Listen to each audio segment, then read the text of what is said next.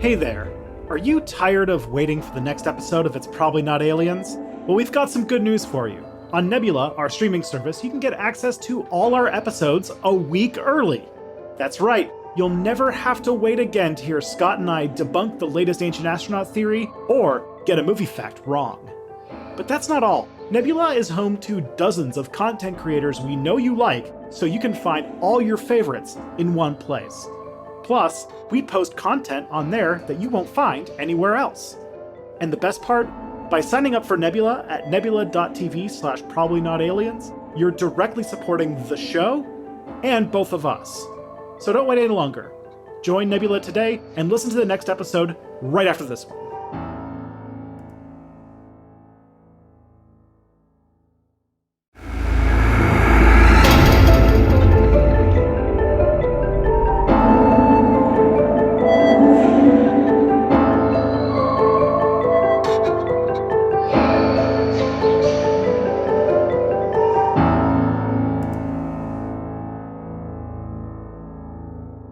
I'm recording these out of order, so my brain is like, I feel like Doctor Who right now, where I'm like, what happened before or after or whatever. But in my sort of stack of episodes I've recorded, you're the first person who hasn't been on the show before coming on. It came up because I mentioned one of your videos in an episode of the show ages ago, and then I found out that you were a Nebulon like us, and so I just messaged you being like, hey, this was on a thing. And then all of a sudden, I needed to fill in for Scott because Scott is on some paternity leave, and I was like, oh, you would be a perfect fit for this kind of show. Yay. And so I'm very happy. Thank you. So please introduce yourself to the internet, to the people. Hello, my name is Sarah. I've never heard the term Nebulon before, but I'm a proud Nebulon. I'm on the internet. I do video essays, and I don't know. That's not a very good intro. The fact that you have the tagline "slightly haunted video essays" is extremely, I mentioned before we recorded, extremely good, and also very good for today's subject matter because this topic is also slightly haunted. So, to start, trying a new thing where I'm going to show you a completely contextless, because you know nothing. You don't know anything about this topic, as far as I know. You have done some research thematically that we will get into, because I did some stuff to try and tie this into your work, and this ties a little bit onto your stuff on bunkers and on a little bit on your talk about biopolitics and the AI hallucination video. Ooh, interesting. So there's some fun stuff here, but I wanted to give you a complete cold look at the thing that we're talking about and just get you to explain to the people on the internet who are listening and might be driving their car and can't Google image search what we're talking about. Sure. With, absolutely no knowledge beforehand. So I'm going to send it to you on Slack. Okay. And I want you to tell the internet what you are looking at. Okay. We're going to paint a visual picture here.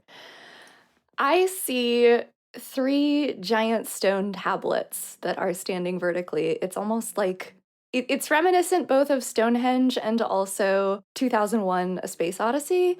Mm-hmm. And one of it looks like maybe there was originally 4 tablets because there is a pile of rubble on the ground and it looks like sort of like a blast zone. That is extraordinarily good. Yes.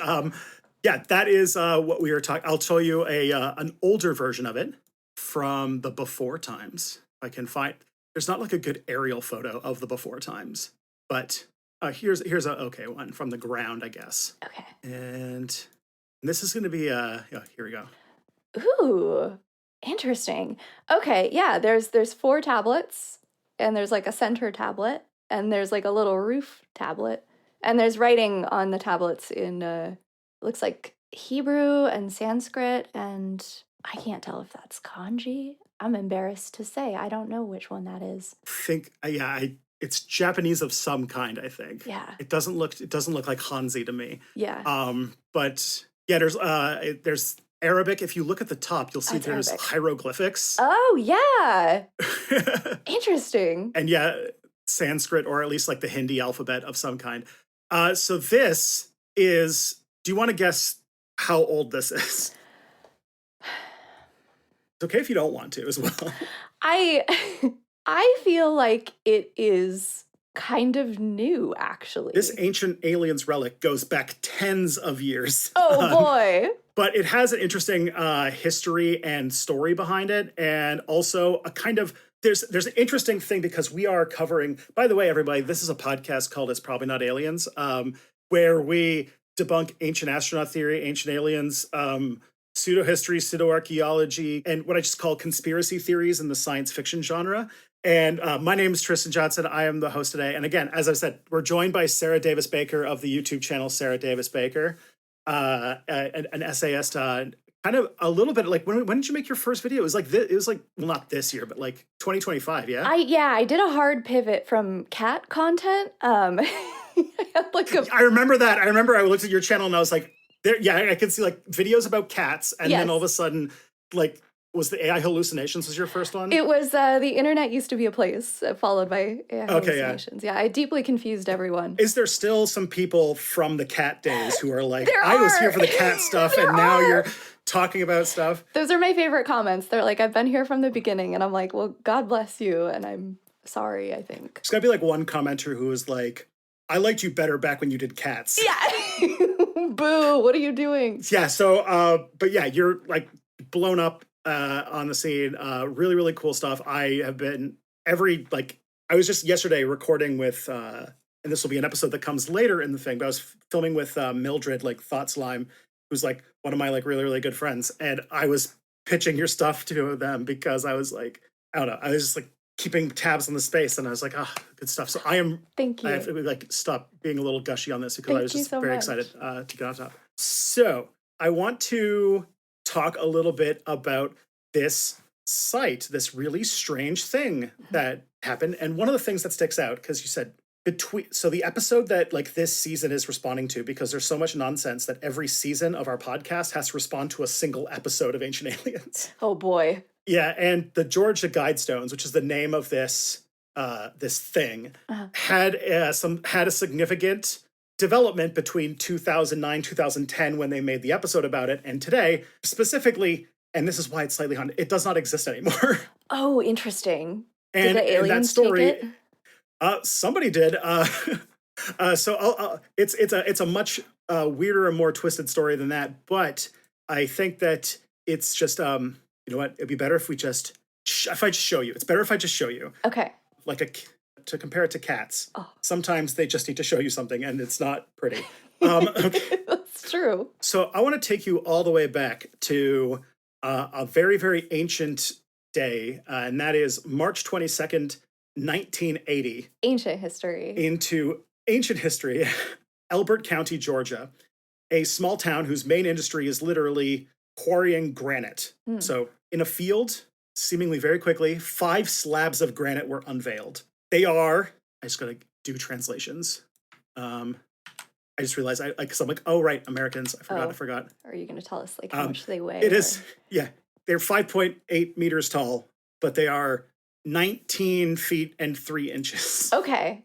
It's like in total, they weigh about, they're 19 feet or 119 tons in total. Okay. So they're very, very, very big, very heavy stones. Granite, notably being one of the most heavy stones you can have. And it's also like one of the densest. That's why like in some ancient alien stuff, they'll be like, look, these like ancient sites have not weathered over hundreds of years. And it's like, yeah, because they're made of granite, and granite is like indestructible. Interesting. Yeah, and more than 4,000 characters are sandblasted into the stone. Jesus. These characters represent 8 modern languages on the main slabs. You have English, Spanish, Swahili, Hindi, Hebrew, Arabic, Chinese, and Russian. And then, as you pointed out, there's also some ancient scripts like Babylonian cuneiform, Classical Greek, Sanskrit, and Egyptian hieroglyphics. And on the capstone, it says, "Let these be guidestones to an age of reason." Oh.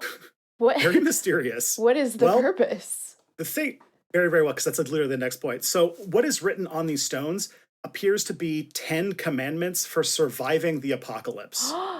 I love it. Specifically, their rules are to to leave room for nature, rule with reason, prize truth and beauty, and be not a cancer on the earth. Notably, by maintaining humanity at 500 million people, and to quote, guide reproduction wisely. Oh boy. So had me in the first half, not gonna lie.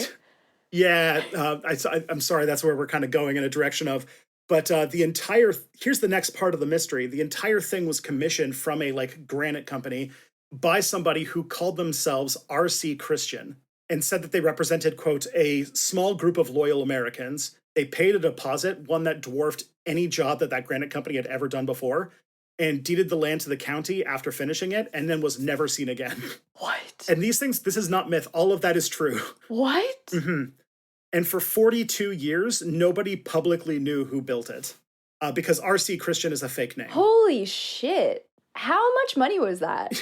Because I feel like you said they're like giant stone tablets. It's like the equivalent today of like $200,000. Jesus. A lot. Yeah, yeah. And this is why it's slightly haunted, because on July 6th, 2022, somebody blew it up with a bomb. What? Yeah, and the county had to demolish it the same day. And I did not know that this existed. The Georgia Bureau of Investigation showed up to investigate what was basically the GBI, to look into basically as a terrorist attack. And very quickly, they found who did it, because it was a woman by the name of Candace Taylor. Okay. She had because this was right, July 2022. We were coming up to the midterms at that period. And in a primary for the GOP's gubernatorial race, she had run on the platform of destroying what she called, quote, satanic guidestones, tweeting, "God is God all by himself. He could do anything he wants to. That includes striking down satanic guidestones." Holy shit. In that primary, she got about 3.4% of the primary vote. Oh my God. So she's responsible for blowing it up? Yeah, as far as I could tell, yeah. Did she do it herself, or did she hire like an assassin to blow up the Guidestones? Let me just Probably make assassin sure, is not because the I feel like correct I don't word. want to accuse anybody of a crime that they didn't do. That's fair. That feels like A little libelous. yeah. I have so many questions. I did too when I first got this story. I'm like, what? Okay, so she didn't do it, but she's or let's see. I'm gonna find out who bombed them. I know I can find this very quickly. Called for their destruction. She called for the destruction, and like there was like a kind of group of like intense Christians who were like, "This is satanic and needs to be destroyed." This is satanic. Okay. So it happened at 4 a.m. and the perpetrator currently remains unidentified. Wow. Okay, so that's interesting. All right, so it's even more mysterious. Excellent, love it. So we have a mystery monument tied to a very weird political flashpoint, bombing, and a gubernatorial candidate who took credit for it on behalf of literally God. And so we're going to find out today who built it, why, and why someone was so angry about it that they literally blew it up with a bomb, and why these two things are actually maybe the same story. I love it. I'm very intrigued. But first, let's talk a little bit about Ancient Aliens' claim about this, because they made this back in 2008, 2009. Yeah, where do the aliens come in? Okay, so this whole season, this whole episode, they're trying to build this idea of something that they called the cull, which is that aliens have basically been messing with humanity since like time immemorial. Like, have you heard of the Toba catastrophe? No.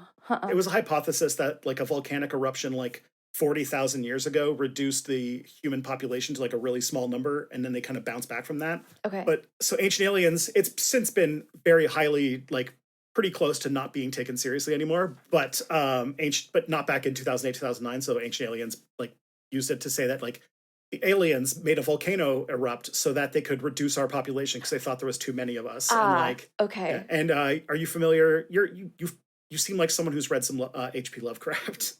Honestly, not as much as you would think. No?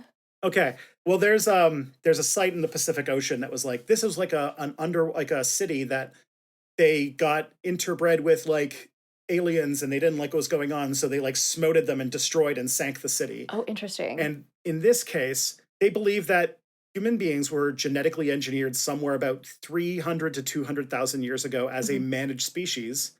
And part of that has always included periodic population interventions, or thinning events, as they called on the show. Okay. So attempts to reset civilization if it got too large or too chaotic. Okay. And these events, I'm trying to make the strongest Steelman version of their claim. So these events show up in the archaeological record as the things that we now attribute to natural disasters, like Toba, like the Younger Dryas cooling event, which is sort of the end of the Ice Age, and the traditions about great floods Mm-hmm. that are all around the world, Uh-huh. and that dozens of cultures with suspicious similarity all come together.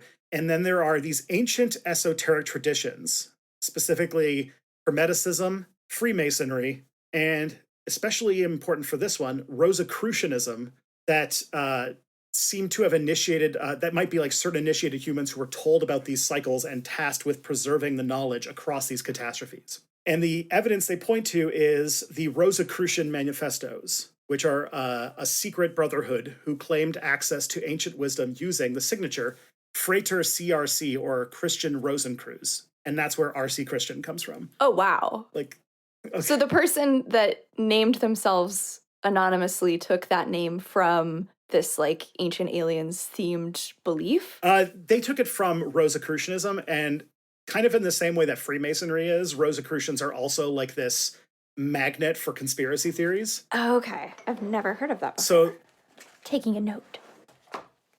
yeah, please do. And like, so people will often talk about Rosicrucians being this sort of secret society that plots against the world Okay. amongst many secret organizations, and that the Guidestones aren't sinister, but they're kind of like a warning. Like if you know that the aliens are going to do like a culling of the population, and you have access to what makes this civilization stable, like what makes the aliens not do that, you put that in the hardest material you can so it can survive, so that people know how to not anger the aliens. So 500 million isn't their kill list. It's like an estimate of what a stable, sustainable human population looks like Okay. once the aliens kind of get out. Okay. So the theory that- is that when we start, creeping past that, something's going to happen that will bring us back Exactly. to that number. Yeah. Okay. And that's based on knowledge that predates, that they're using it from knowledge that is like way older than our civilization. Okay. On the stones, there are astronomical alignments. There's a channel that tracks the sun's movements, a slot that frames Polaris, the North Star, and also features that mark the solstices, Oh. which suggests that it's got some sophisticated astronomical knowledge involved as well. I was wondering, there's like a little mail slot. It looks like a little slot for mail on the tablets. Yeah, and there's a lot of like weird alignments and stuff like that to kind of, Okay. I think, in from the creator's point of view, to like show how sophisticated the people who are making it are, or something like that. To like, this is obviously like a message, and this feels very much in Sarah Davis Baker territory of like messages made for people 10,000 years in the future, where you don't know what language they're speaking or any of those kinds of things. I was gonna say I have some thoughts on that. Like the long-term nuclear storage stuff. That's exactly what came to mind. It's one of my favorite like subjects in the world, I think. the songs about how to stay away from the glowing cats or whatever. Wait, what's that? Oh my goodness. Okay. I don't know that one. This is a sidetrack, but it's very much, I think, in your wheelhouse. So one of the plans for like how to keep nuclear storage like safe from people investigating. You've probably seen the pictures of like the big spiky places that are like, don't go in here, right? Or Yeah, like, this is not a sacred place. mm-hmm. This is not a place of honor. But one of the weirdest ones that has been pushed is that what they'll do is they will genetically engineer the cat population of the Earth so that they bioluminate whenever they're near radiation, and then seed in civilization like folk songs and legends about how like you need to stay away from the glowing cats. Holy shit. And then someone wrote a song that was like about why to stay away from the glowing cats and stuff like that. I've never heard of that. That's sorry, I'm like giving you more work to do. No, that's so delightful. It's pretty pretty wild, and I love that kind of thinking. But yeah, the idea is that this is frames that these stones are not a plan to kill people as much as like prepping for the next stage of guided human evolution. Right. So it's coherent, their statement. It makes these stones not like some kind of weird paranoid thing that's really fixated on how many people there should be, but more like a foresight from people who knew something that the rest of us don't. Uh-huh. So let's see if any of that holds up to some scrutiny. Yeah, I have some doubts. There might be a couple problems with this plan. Mm-hmm. So why don't we start with the claim that the aliens are thinning our population, that they've been periodically resetting our civilization through catastrophes, and that the Guidestones are basically just preparation for that. As we'll find out in this season and in many other episodes of the show, the thinning disasters have all been done through natural explanations. It just turns out that like Earth is just not as safe as we'd like to think it is. Yeah. like we've talked about the younger dryas in an episode about Göbekli Tepe. We did the Toba bottleneck hypothesis earlier in the season. And again, in recent years, we have been only revising downward how destructive it was.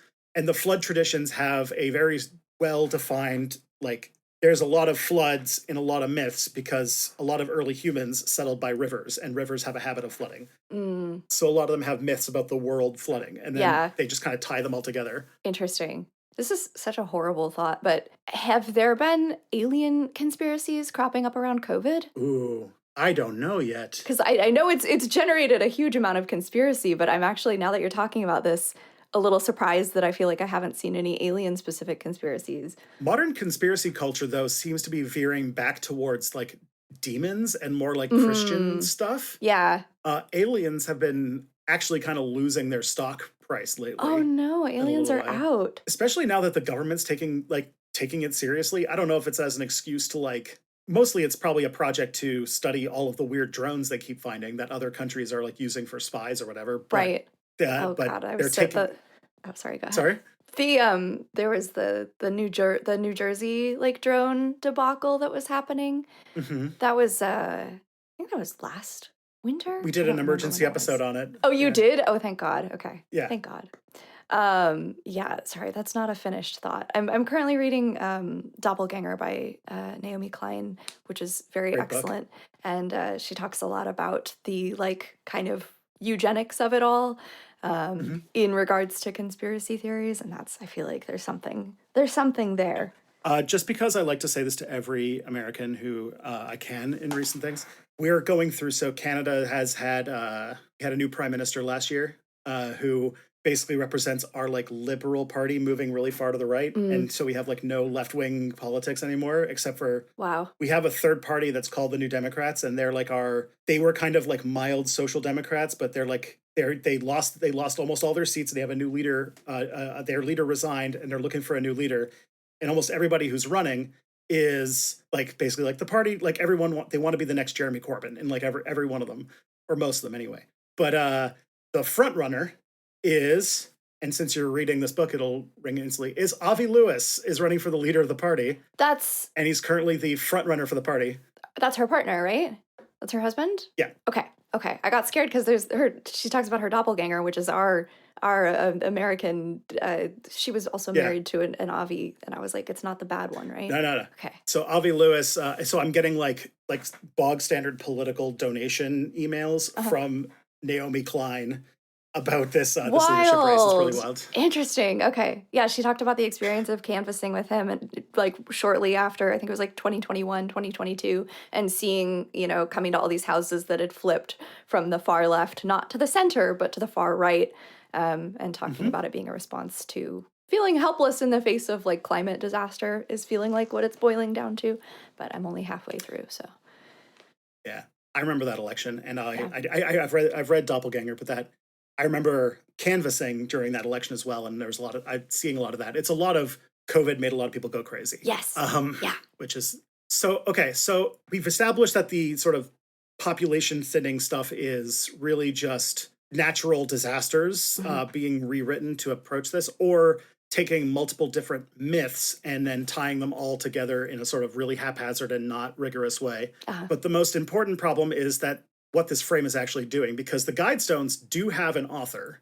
Like they were made by people, and they have specific politics and ideological commitments and views about what kinds of people should survive. And so they are trying to reframe something that has a, as we'll get into later, extraordinarily sinister political project involved, but Mm. saying that actually this is like wisdom about what the aliens are trying to tell you is like cosmic necessity to keep everything stable. So it's like Uh-huh. laundering these ideas in a sort of way. Mhm. So and is very terrifying, because when we look at like what they actually were going for, we have to like look in the context. So in 1979, RC Christian, as they're called, approached this granite company, and what was happening in June of 1979 is that the US was going through its second oil crisis. There Mm. was gas rationing. The US was going through stagflation, and there was a hostage crisis happening in November of that year. At the same time, that December, the Soviets invaded Afghanistan, which was a massive disaster, and 3 Mile Island had just happened in March. So in 1979, kind of like in 2026, was like a year where it seems like all sorts of terrible things are happening. Yeah. But in the case of this, because we're talking about the Soviets and we're talking about like 3 Mile Island, that there's just a lot of like near misses for nuclear stuff. Mm. And also in 1979, for example, a training tape at NORAD, which was like a simulation of a Soviet nuclear attack, was accidentally loaded into the live system, and decision makers had to decide in minutes whether that was real. Luckily, they realized that it was false because we are alive, and so that kind of stuff became a problem. Also, in June of 1980, a computer chip failed and also produced in NORAD repeated warnings that there were incoming Soviet ICBMs. So there was Oh a lot of like boy. nuclear scares happening. Oh boy. I don't like how many times there's been a false alert for a nuclear attack. Feels like that should be like a one-time mistake, but apparently not. Yeah, it's happened multiple times. There's a Stanislav Petrov. He passed away, but he was a Ukrainian like kind of Soviet soldier who was like kind of like the kind of person who's in charge of like watching the radars to see if the world ends. Yeah. And he saw from their perspective like the Americans doing an all-out nuclear strike on the Soviets and chose not to report it, because if he had reported it, the Soviet response would be to exchange, to fire out all their stuff. Yeah. And so it's like he's the closest person to like a single human being who might have saved the world I feel like I've heard this story, which is horrifying.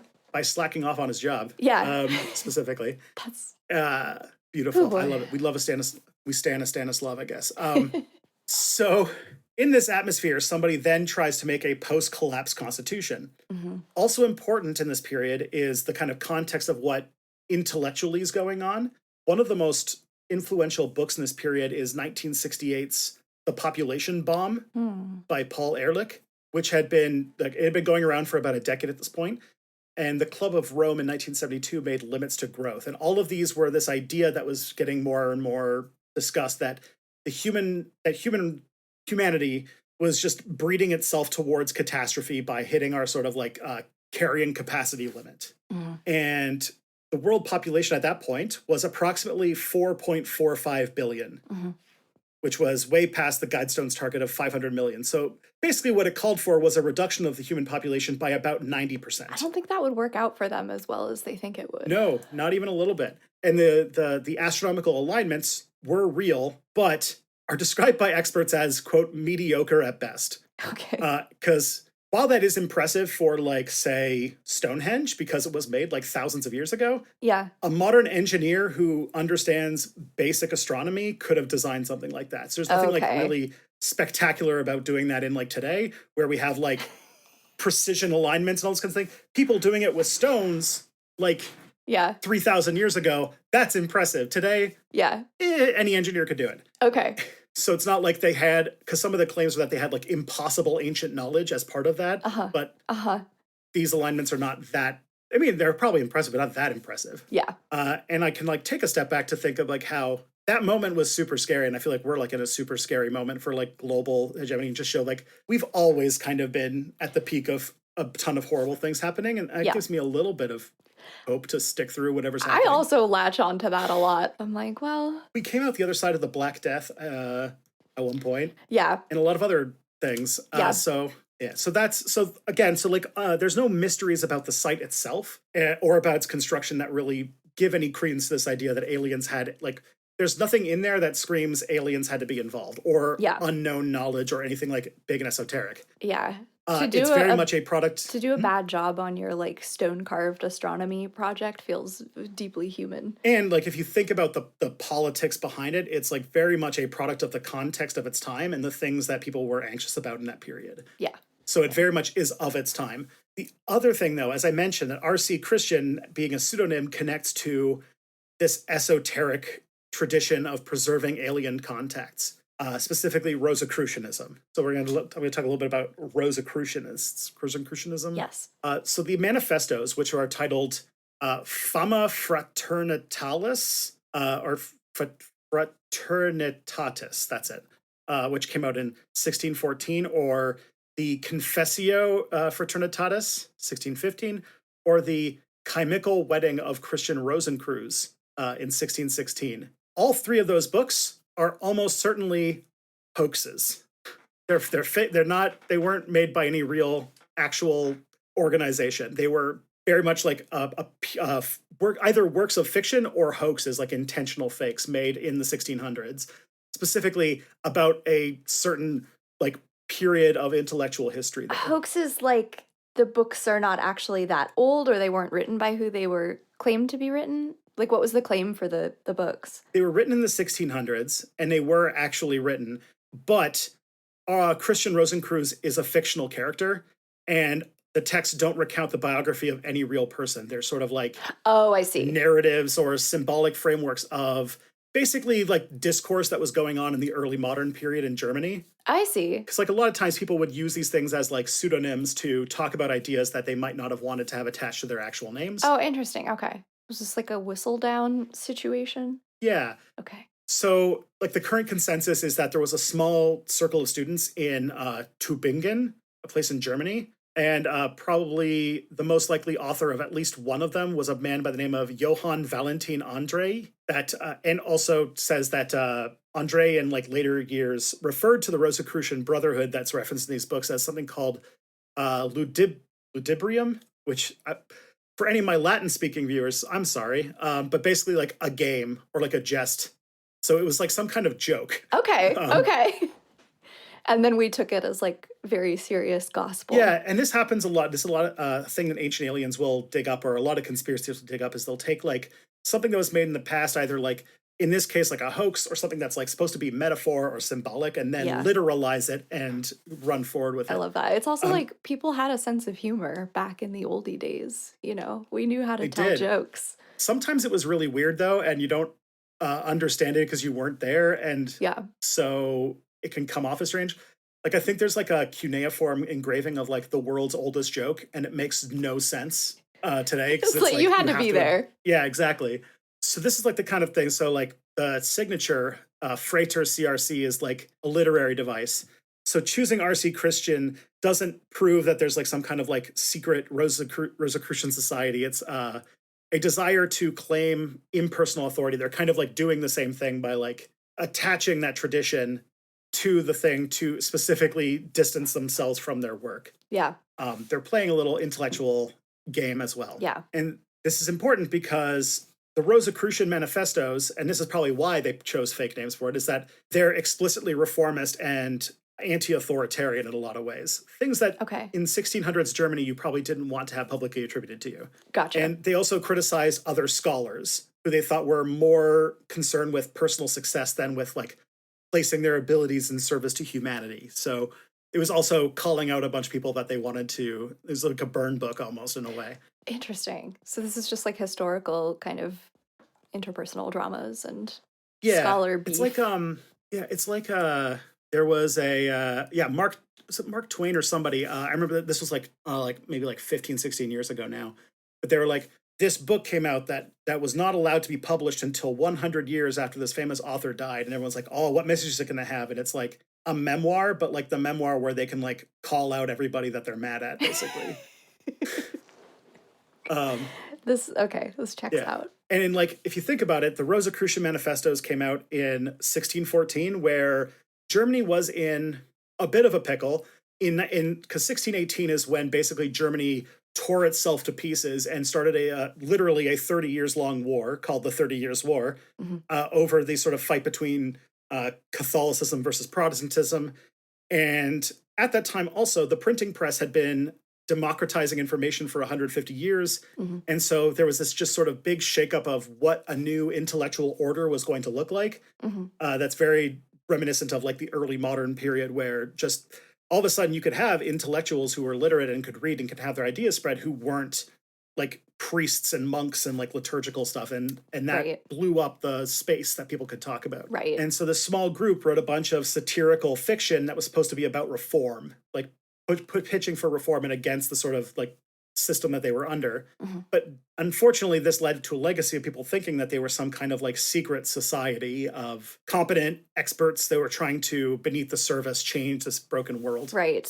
That had like access to secret knowledge when they were just like, I don't like that guy's ideas. Yeah, it's kind of like how the Illuminati were like a group of like basically like intellectual bros in like this period that wrote about that that made a secret society where they're going to illuminate the world with like the real knowledge of like being not religious and liking science. Uh-huh. And it's like, oh, I know those kinds of guys. I went to Uh-huh. school with some of those Yeah. people. We all know a guy or two like that. Yeah. Now, the Rosicrucian manifestos are basically writing about imagining that there was a secret brotherhood that could divide and heal the world in these divisions between, like, medicine, religion, politics, and knowledge.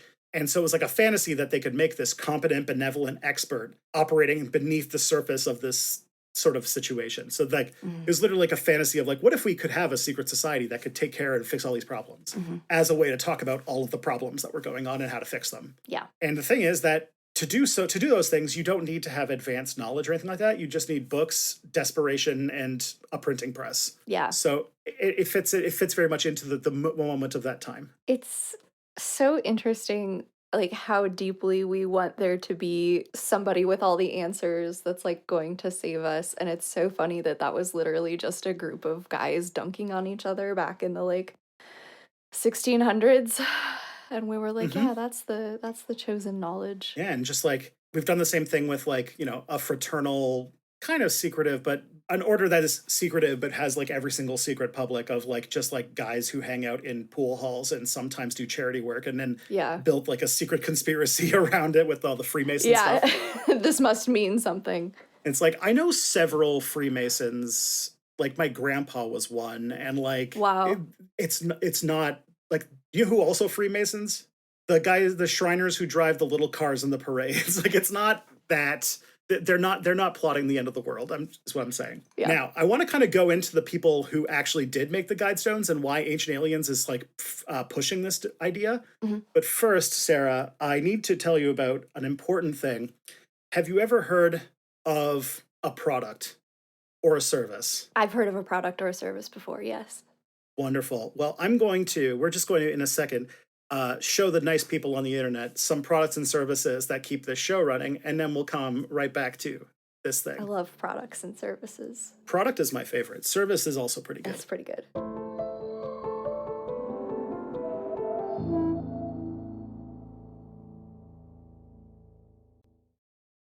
Okay, that was some good product. So, who is actually pushing this, like who is pushing the mythology around the Georgia Guidestones? Why is Ancient Aliens trying to whitewash it, and what were the people who were making it actually, who were they actually? Because I said that there was... Who is R.C. Christian? Who is R.C. Christian? Those answers will come to us in just a moment. But first, let's talk about Ancient Aliens, because as I mentioned, they made their episode on, like they talked about the Georgia Guidestones years before it got blown up by insane, like sort of evangelicals. But the Ancient Aliens framing operates in the way it does to, in a very much the way that anything in Ancient Aliens does, where they find something that's ambiguous, wrapped in mystery, like this thing. Then they try to go to the most dramatic conclusion and then take all of the absence of a definitive conventional explanation as proof that it's a very unconventional one. And it's very funny because since this episode of Ancient Aliens has come out, we have found out who made these stones and exactly why and for what purpose. I'm so glad there's an answer. This was going to bother me. So this is like got to be like one of my favorite like aha moments with Ancient Aliens, that they'll be like, look, at this site with all these mysteries, we don't know who made it and we don't know why and we don't know how they had the resources to, and I guess it's just got to be aliens. And then in the years since that came out, or it's like, actually, we figured out literally everything. We know exactly why. And I bet it was aliens. Turns out it wasn't aliens so much as it was racism. In 2024, an investigative journalist for CNN named Thomas Lake actually published an investigation into this to figure out who R.C. Christian was, and basically found out who it was. And it was a person by the name of Dr. Herbert Kirsten, who was a physician who lived in Fort Dodge, Iowa. It's all the way on your side of America. Sorry about they're not, us. Yeah. Well, you're in California. I feel like California and Iowa are very different places. We do our best over here, but... Yeah, oh man. I was like, if you guys can get like someone better than Gavin Newsom as governor, I'm 100% a Cal-Exit person. I'm like, get rid of Gavin Newsom. Here's the strategy. Let Gavin Newsom be president and then become 100% Cal-Exit and separate California from the United States. It's my biggest dream. I can only dare to wish. collects it, Yeah. Just let us go. Just let us float away, you know? literally saw us off him. Yeah, take the cartoon, saw and Mhm. just go right down the line. There's even like But a flag for a country called Cascadia where they would take I've seen that, like, the whole California Pacific Northwest and yeah, because I feel like we're pretty, and British Columbia too. it's pretty chill over here. Not, entirely, but Yeah. West Coast, Best So Coast. I do miss it. I was in LA in 2023, and now that I probably couldn't go to the US without getting a fully funded trip to El Salvador, I'm not really feeling safe to go anymore. So, Yeah. but if America ever becomes a democracy again, I'm happy to come back because Yeah. I really liked it there. Yeah, that's I very valid. I've been to Anaheim like probably a dozen times, and I know it's like gauche to say, but I really like Anaheim. It's a very pretty I place. love LA so much, and I hope that it still exists in the future. I don't know. So let's take in the evidence. So there's a visible address in some documentary footage that shows an address in Fort Dodge that matches Kirsten's known address. His age matched because he would have been in his mid 50s when the stones were commissioned. Okay. And also, there's some very big and strong ideological overlaps because Kirsten had written letters to the Des Moines Register arguing for population control. Wow. Not, yeah, Rough. not, I don't know about that, Dr. Herbert. Yeah, he specifically praised a person named William Shockley, who was this Nobel laureate in physics, who used his platform to argue for, and I'm sorry to say this in advance, the genetic inferiority of black people. Oh boy. And advocate for a paid sterilization program. Oh boy. I'm sorry, this is always where the show goes. This is always where Ancient Aliens ends up eventually. Why couldn't somebody cool have commissioned mysterious stone tablets? You know what? If I ever become a millionaire, that's what I'm going to use all my millions on, is just commissioning mystery things. Yeah. I'll be like the do you know Zardulu? No. Oh, I gotta turn you on to Zardulu. They're like a self-described wizard who makes like they might have like staged like Pizza Rat and stuff like that. Oh my god, Pizza Rat. There was that tablet for a while that was appearing. What was that? I have absolutely no details about this. I just remember there was like a series of mysterious stone tablets that were popping up. There was one in like somewhere in Europe. Oh. And then I think there was one in the US. I do remember that too. Yeah. People were trying to find him on Google Earth and pin down the location. And I think it turned out to be an art project, but I'm not sure. I'm not confident enough to say that because it could have been something racist as well. But I feel like there's a world in which we could have mysterious stone tablets cropping up and it would just be like a fun little treat, you know? I vibe with that because like one of my like also like my art goals, like one of my pieces I would love to make is I just want to make a really good ARG at some point. Yes. I love that shit. Yeah, I remember when I was a kid in the 90s that there was an attempt to make ARG, and I always wanted to sign up, but my parents were like, no, this sounds like the most insane thing ever. You can't do this, because it was like an ARG in the 90s about like, it was like basically like you unraveling a government conspiracy. Yes. But the whole thing about it that made like that kind of like was like the reason a kid couldn't do it is because like it involved giving them like your address and phone number, because it would involve like part of the thing involved like receiving cryptic phone calls and like getting mysterious letters in the mail and stuff like that. And I was like, that is so cool. I want to live, I need us to get back to a world where when something strange happens, we can immediately assume, oh, maybe it's part of an ARG instead of, maybe this is like a viral marketing campaign or some sort of sinister conspiracy. That would be really nice. I want that to be my first assumption again when I see like a wacky billboard or something. Yeah, I would love that too. This mystery in the world has been spoiled, taken away in some way. Yeah. To kind of hammer on this point, in 1992, Kirsten wrote a letter of support for the presidential campaign of David Duke, who you might know as the former Grand Wizard of the Ku Klux Klan. Oh my God. Dr. Herbert, you have to go to jail. Yeah. He's extraordinarily dead now. Okay. But he also wrote a book called Common Sense Renewed, and the Guidestones basically act as like a granite companion to it, because it's exactly like the exact same things. Like in the book, he writes that healthcare should not be as unlimited, favoring individuals whose continuing lives are more valuable to society at large. Also a quote here saying, we provide subsidies that encourage childbearing by the indigent, the lazy, the irresponsible, and the inadequate. Oh my God. And then another fun one, and it is that, and you could tell this guy's very politically confused, quote, no major power except China has indicated unawareness of the problems of human overpopulation, because at this point, China had a one-child policy, which turned out to be a humongous disaster for them, and they are still feeling the negative effects of to this day. Jesus Christ. Yeah. So I'm so glad I read the specific chapter of Doppelganger that I did last night, because this is just all. yeah, it all fits. Yeah.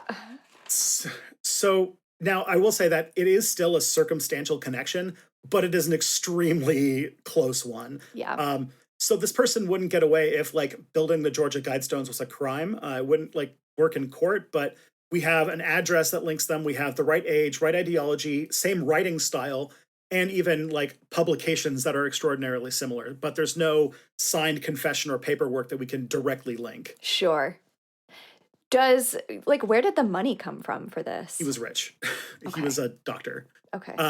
Also, Robert Merriman, who was a Fort Dodge newspaper publisher, a friend of his who helped arrange for the publication of his book, also likely helped facilitate the project. So, Okay. like, it's very much just this person's political statement art piece. It basically was an art piece, a fucked up one, but one Okay. nonetheless. Okay. And yeah, and then what's interesting is that then he puts out this work of odd, evil art, and then almost as soon as it comes out in March 22nd of 1980, it was unveiled, and a local Baptist minister called it, quote, for cult and devil worship.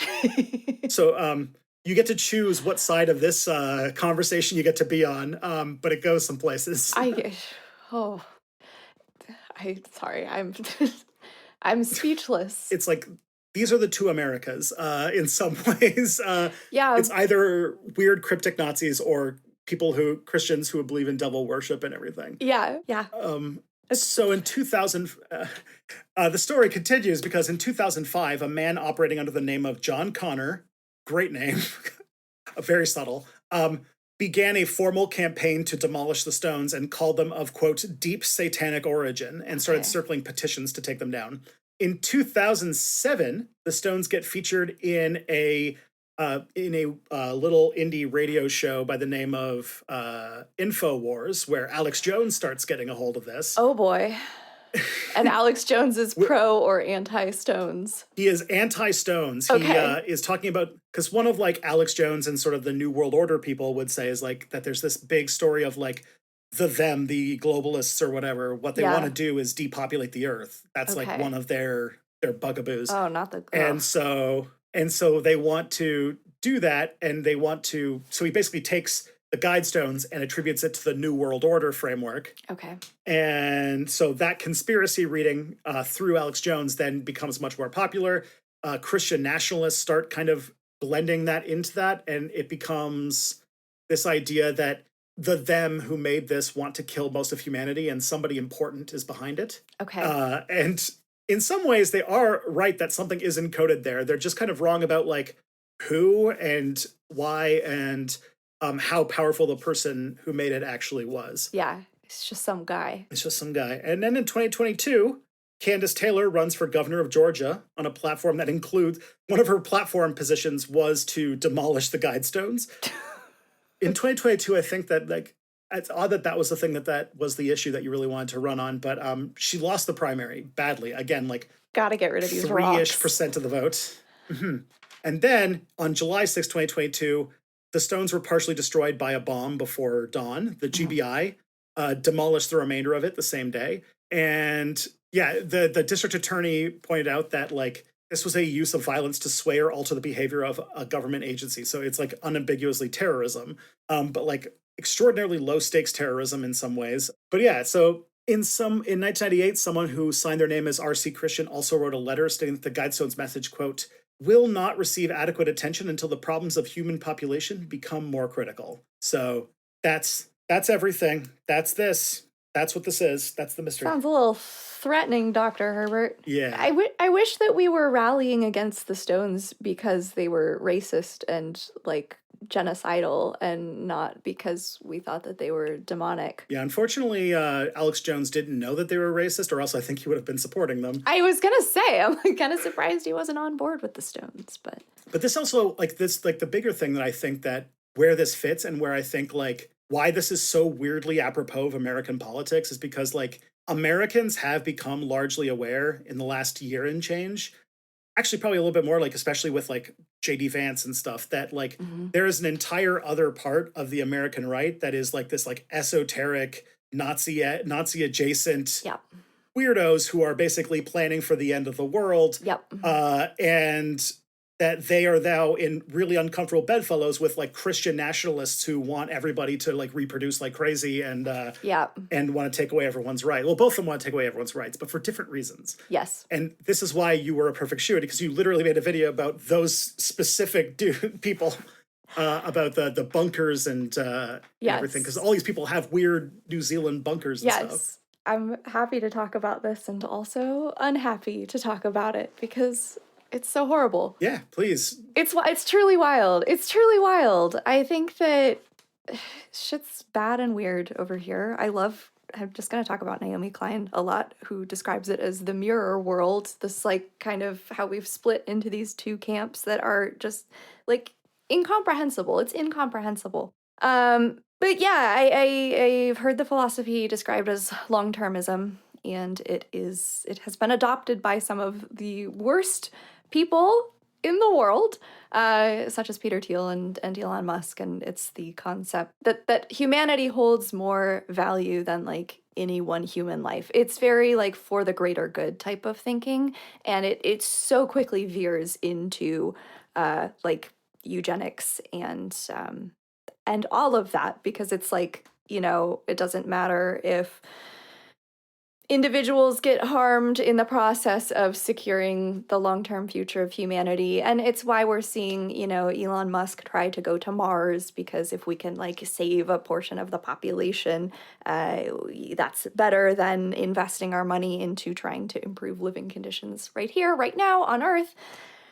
And it's so frustrating, and it's so nonsensical to me, because there are so many like active tangible solutions that we have to like improve Earth, and instead there's this focus on like, okay, but how are we going to survive? It's like they've all just decided that it's inevitable that the planet is going to end.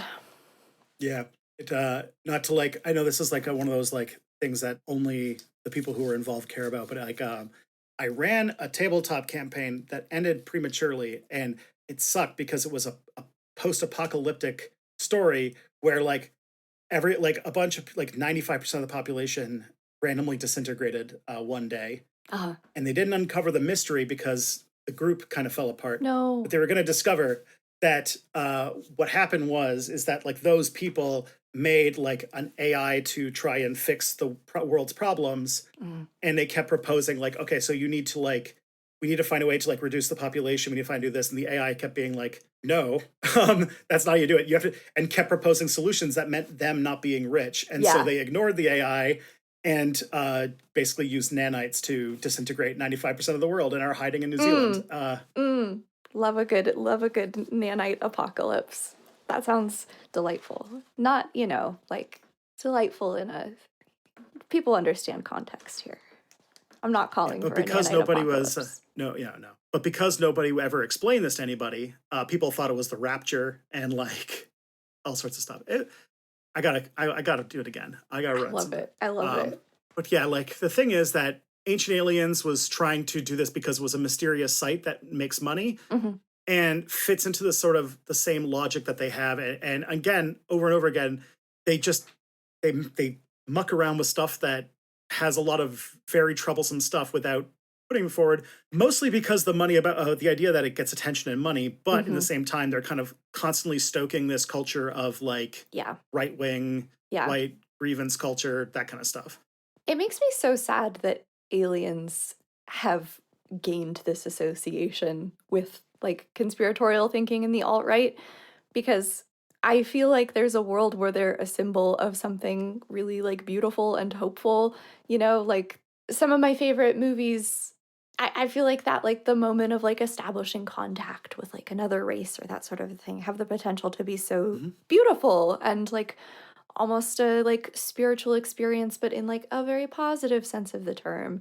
Like I feel like the symbol that Mhm. they could stand for could be something so different, and it's really interesting that we've like latched onto them and categorized it into like the whole shadow government and lizard people lines of thinking. I hate that. I hate that. I think the concept of the alien deserves a lot better. It says a lot because, like, I talked to a media studies professor named Dan Hassler Forrest Mhm. for some of the ideas in this season, and one of the things that he pointed out to me was that, like, aliens in all of our conceptions, and I kind of one of the things I'm doing is like approaching the conspiracy lore as like a piece of like fiction Yeah, and like what it says about like the sort of authors and stuff, I love that. and that aliens in all of fiction really represent our concept of the other Yeah, yeah, and how we engage with that, and yeah, that says a lot about what's going on here. The thing though is, on top of that, like the idea of like reducing the human population has a long pedigree in the world, the United States, and is also kind of resurging right now in a lot of weird places. So hmm America and a lot of the world had a eugenics movement in the 1920s. In Buck v. Bell, 1927, the Supreme Court upheld forced sterilization of people, hmm where Oliver Wendell Holmes wrote the majority opinion with, quote, 3 generations of imbeciles are enough. And that led to, in the 20th century, approximately 60 to 70,000 forced sterilizations. Jesus Christ. Yeah. Then, inspired by America, a new government in 1933 in Germany picked up on that idea through the Nazi sterilization laws hmm that were explicitly drawn from Harry Laughlin's like eugenics model. hmm California's program was explicitly cited as as like their model for it. There's a whole body of work about how America inspired a lot of what the Nazis were doing. Yeah. By the 70s, that logic had moved into like kind of progressive spaces where you had things like the population bomb, the Club of Rome, and even USAID were running programs tied to development aid to the attempts to lower the population. And that led to things like India's emergency period, where from 1975 to 1977, they sterilized approximately 11 million people, many of them coerced. And in China, where they installed approximately, they did like there's chosen or not, installed 300 million IUDs, which is both a huge undertaking, but also should be something you decide yourself. hmm And as many as 300 million coerced abortions. And I'm sorry, I should have warned you. This show gets super dark That's near the okay. end. I Um, reality is dark. and so yeah, so China did this like one child policy and these efforts to lower their population, which resulted in huge demographic issues that China is still decades later trying to work its way through and is struggling a little bit. Yeah. Joan Dunlop, one of the women who pushed back against this framework from inside it, wrote that a very small number of men control all the money and the ideas in the field of eugenics, and they have a stranglehold on it, and there's really no innovation. There was also an alternative proposed at Bucharest in 1974, which was that development is best contraceptive, which does show like access to contraception is one of like the best ways to improve like if you like overpopulation is actually not a problem right now. We're not in that place. And also, like on our current population trajectory, we're going to cap out at a number and start reducing because every country, as it industrializes, specifically as women get more education and more access to family planning, Yep. you can see the population kind of rise and fall. Yeah. And there's like a very good pattern where like every time a country goes through rapid industrialization, the population explodes. Then you get to a point where children become more of a liability than an asset because they're not just like free labor for you. Working on the farm. And Yeah. yeah, and so people have less and less kids, and then the population starts to go down. Yep. The population is still growing right now, but almost everybody who is being born in India and in sub-Saharan Africa. Yeah. And India is already starting to slow down as well. So it's really just like most of the people who will be born between now and the end of the century are going to be born in sub-Saharan Africa. And even then, that's going to peak at about a population of 9 billion. And we're at about 8 billion now before we kind of stabilize and start to go down, at least by our like moderate estimates. Yeah. So There's so much. There's so many. I don't know what to talk about. There's so yeah, many things here. yeah, you don't so you don't really need to do any of these like horrible coercive programs to do these things. Like No. it's yeah. Also, I'm sorry, a global population of 500 million people. Like, what does he think is going to happen? Like, you're going to be no, nothing will function. Horrifying. Yeah. I feel like there's such an interesting piece here about the concept. I mean, I'm latching onto the idea of like archival work and like choosing what to preserve. Like anytime you're trying to like, you're talking about these like long-term nuclear waste messages and the idea of trying to capture a message that will be preserved far forwards in history. I think that that always, while it can be coming from a well-intentioned place, like the nuclear warning messages, it gets really dicey really fast because it immediately raises the question of who is writing that message? Like, who gets to choose the message? What is the message? Because, there's like a saying in archival work, which is, he who controls the archive controls the history. And I know that it's been a big problem in terms of, what collections we choose to feature at museums, and like what, you can't save everything, and in selecting what is going to be carried forward, you are excluding other things. And so the narrative that you choose to preserve is going to become the dominant narrative. And when people in positions of power are always, like old white men, those are the stories that get pushed forward. And so I feel like for the Georgia Guidestones, it's like a double problem, which is that like it's, well, first of all, it's like probably a super racist guy, which is already a problem, but it's just one guy, like this wasn't like democratically chosen. And he's like very explicitly anonymous. And so the motive is immediately unclear. It's so interesting to me because like I feel like I understand the impulse to preserve and to try to push something forward, and I feel like there's a world in which that impulse is coming from a good place of being like, oh well, I love humanity and it would be such a tragedy if something happened, and like I want to make sure that what we carry forward is like, that we can rebuild afterwards. Like I feel like there's a nugget of something that's coming from a good place there, not for this guy, to be clear, not for Dr. Herbert. Mhm. But it just gets Like the so Svalbard vaults. yeah, Right? exactly. I was thinking of that as well. But yeah, it just gets so dicey so fast. And like, like you were talking about throughout history, we've had so many examples of using that erasure of history to control people, like Nazi Germany being inspired by like the Trail of Tears, specifically in America, the way that we like kidnapped indigenous American children and sent them to boarding schools where they weren't allowed to speak their own language. And now we have all of these like extinct languages or languages that only like a dozen people speak, with the explicit purpose of divorcing people from their culture and from their language in order to control. And so that has become like a very popular tool in fascist history, that divorcing of history and that control of history. And so I don't know what the way would be to like have some sort of like capsule or message that would like be intended for future humanity that isn't erasing people. I'm sure there's like a way to do it that isn't the Georgia Guidestones, but I don't know what it would be. There's something very metaphorical about like this, like because long-termism is like, thinking like 10,000 years in the future, Mhm. of somebody having a kind of long-termist thinking. It is like, from like this like kind of really like evil far right position, and then making the Georgia Guidestone. But then a different flavor of the far right builds like this incredibly elaborate fiction about it, and then destroys itself. Like there's something just like, yeah, that's like the whole fascist logic, like in a It's circle, like so this thing that they thought was going to ironic. last. This is their 10,000 year Reich, but then it's like, oh no, it's like destroyed itself in like just a couple of It's decades. like 20 or 30 years, yeah. It's like I think you guys would be on board with it if you if you knew the message behind it in that it's bad. So the Georgia Guidestone is a metaphor for American politics in the 2026.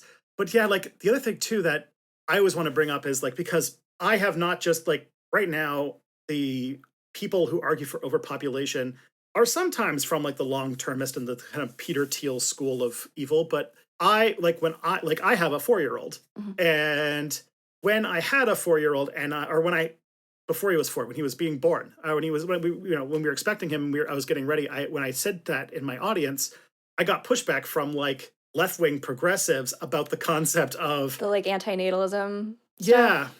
And the thing is, there is some parts where like, okay, one thing that you can concede is, one, that we have a resource issue on the planet. We do have climate change is a problem. Resource scarcity is a problem.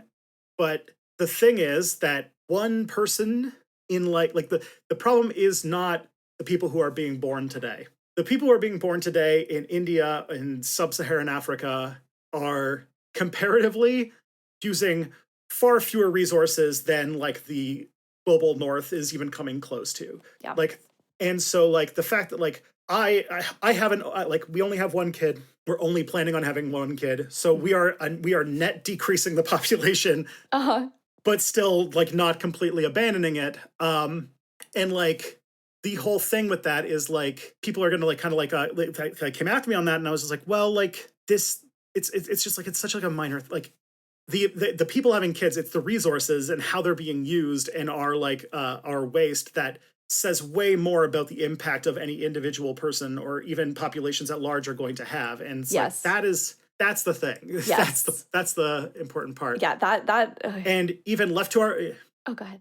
yeah, it just left to our own devices, we're going to cap out and it's going to decrease over like the next like few decades. So yeah, 100%, 100%. No, that line of thinking is, I see it a lot. I see it increasing, and it scares me. I don't like seeing it. I think as somebody considering whether or not to have children, this focus on, I feel like it's coming from the same place as putting all of the, like, not holding corporations accountable and being like, the problem is you're not recycling. And it's like, no, but I am recycling. I think that there's like some pretty big systemic issues here, and putting any sort of responsibility onto an individual is, it gets really problematic really quickly. Yeah, go on. All right, did you? No, I don't know. My thoughts aren't very like together on it. It's just something that I've been seeing and have felt concern over, I think, especially when it's coming from the left, because it's like I see the place it's coming from. And I also just hate this mindset of like there's no hope for the future and we're doomed and there's nothing we can do about it, and so it's like immoral to like bring somebody into this. And it's like I deeply disagree with that. I understand where you're coming from. I too wish to solve the world's problems, but I think this, like, I don't know, I think it's just a very doomer mindset. And even onto that, like, yeah, the future is going to probably have some pretty rough years ahead. And people have found meaning and joy and love and have had lives that they thought had meaning, even in terrible circumstances. Yeah. That doesn't like. And the other big thing is just, and this is the way that I kind of put it onto, is that like, you know, I am a deep believer in reproductive rights and reproductive justice. And this is also because just of how it's framed in the United States, that is normally framed about the right to choose not to have children.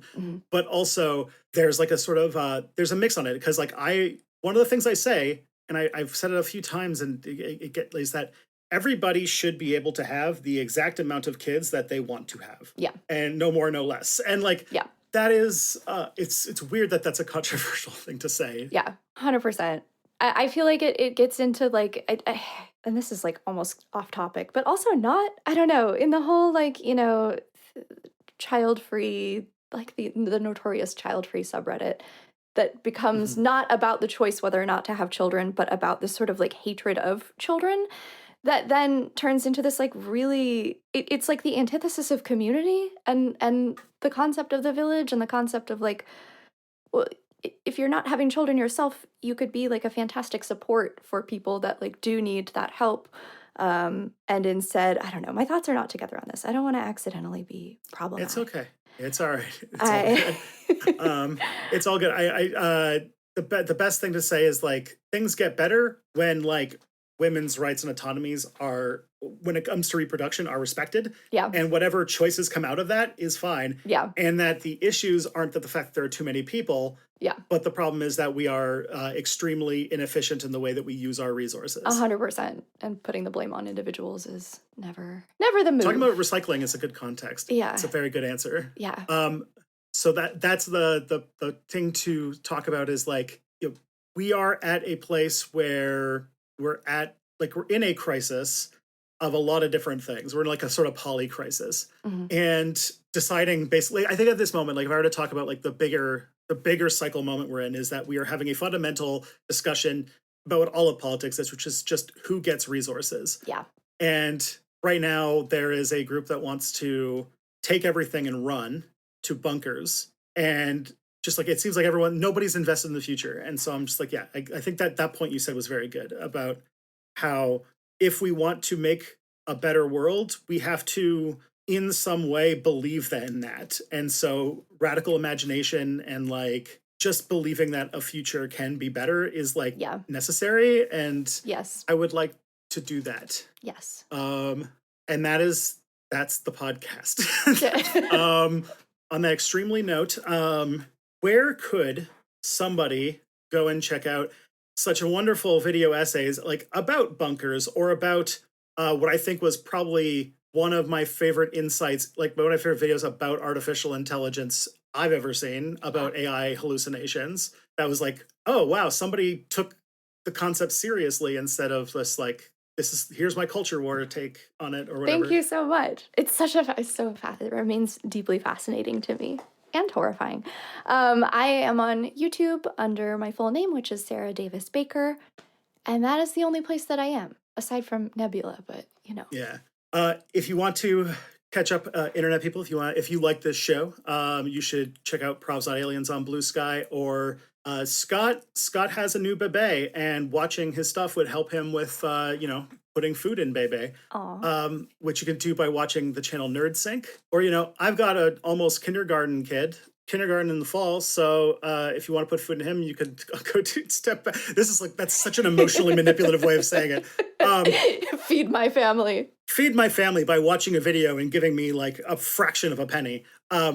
But do so, but step back. Or if you want to support this show, the best way you can do so, if you want to spend money to support this show, best way to do it is to sign up for nebula.tv/probably-not-aliens, where you get access to episodes of this show early, a bonus kind of like after party episode at the end of the season, not to mention all the bonus content that I make, Scott makes, and you also make.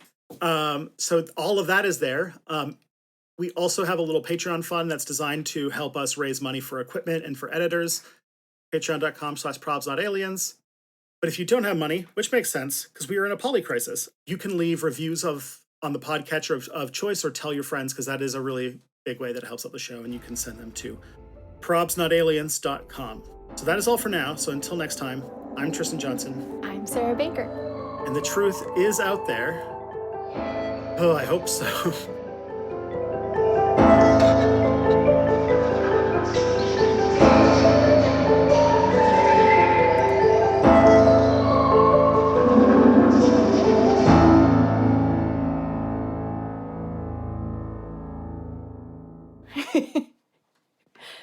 God, we hope the truth is out there. Yeah.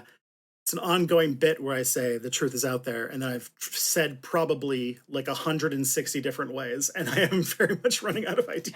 Oh no, you have to say probably in a silly way? A different way every single time, yeah. And it is, I have